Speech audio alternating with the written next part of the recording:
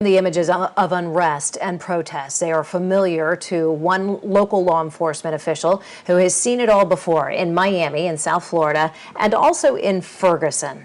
News Channel 5's Matt Cesny today spoke with him now that he's returned to his South Florida roots.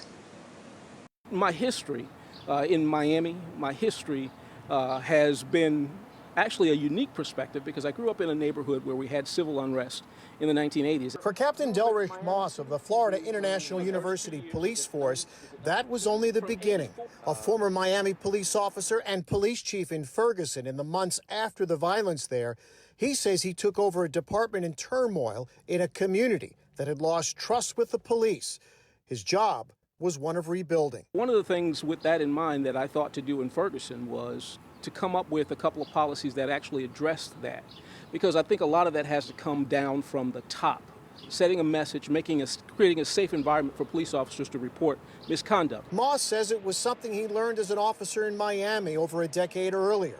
Now, he says, the nationwide response of protesters reacting in response to Minneapolis is something new and a message, he says, that police need to respond to. Relationships are critical. You know, when I got to Ferguson, there was a whole side of Ferguson when I talked to police officers.